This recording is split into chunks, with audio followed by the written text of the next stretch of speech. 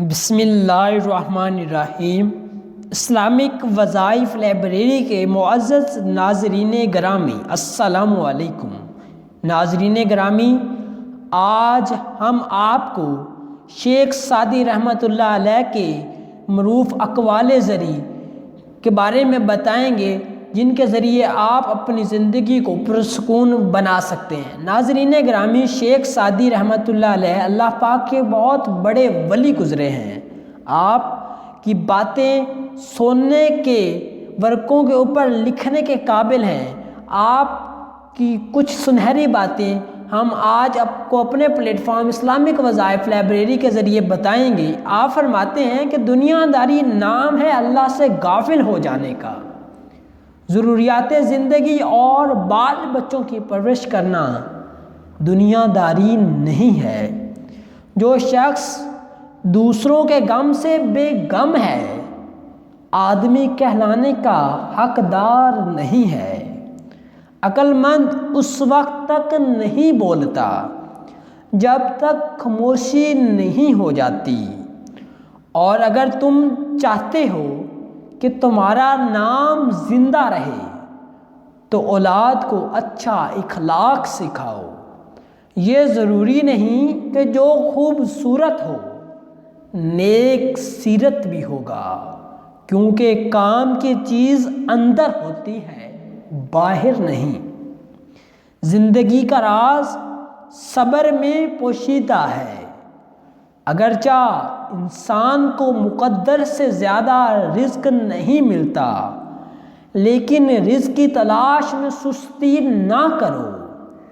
آہستہ آہستہ مگر مسلسل چلنا کامیابی کی علامت ہے۔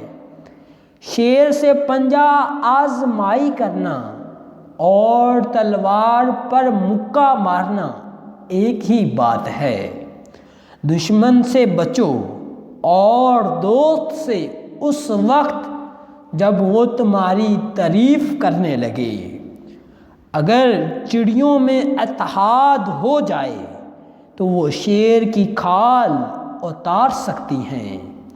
اچھی عادات کی ملائکہ عورت اگر فقیر کے گھر میں بھی ہو تو اسے بھی بادشاہ بنا دیتی ہے۔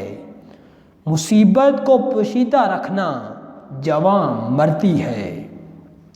دوست وہ ہے جو دوست کا ہاتھ پریشانی کی حالت میں پکڑتا ہے، اور شیخ سعدی رحمۃ اللہ علیہ فرماتے ہیں کہ بروں کے ساتھ نیکی کرنا ایسا ہی ہے جیسے نیکوں کے ساتھ برائی کرنا۔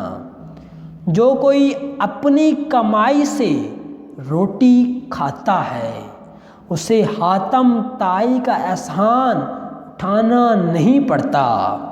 بھوک اور مسکینی میں زندگی گزارنا کسی کمینے کے سامنے دستے سوال کرنے سے بہتر ہے۔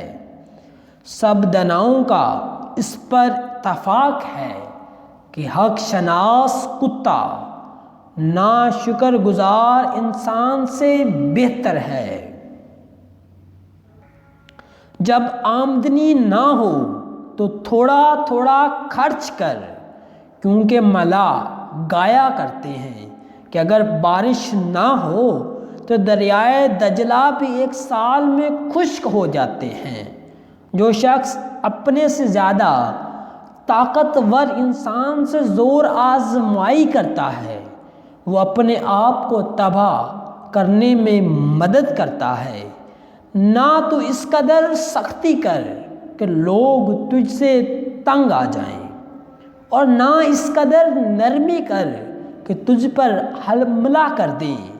اور آپ فرماتے ہیں کہ انسان کے رزق میں تنگی کی وجوہات دسترخوان پر بے جا گفتگو کرنا ہے، اللہ کی نافرمانی کرنا اور نماز ترک کرنا ہے۔ اور آپ فرماتے ہیں جو شخص بچپن میں ادب کرنا نہیں سیکھتا، بڑی عمر میں اس سے بلائی کی کوئی امید نہیں۔ عزیز ناظرین گرامی، امید کرتے ہیں کہ آج کی یہ ویڈیو آپ کو پسند آئی ہوگی۔ اگر آپ کو یہ ویڈیو پسند ہے تو لائک کے بٹن کو لازمی پریس کریں، اور اگر آپ ہمارے یوٹیوب چینل اسلامک وظائف لائبریری پر پہلی بار آئے ہیں تو ہمارے چینل اسلامک وظائف لائبریری کو لازمی سبسکرائب کریں اور شیئر کریں۔ جزاک اللہ خیرہ۔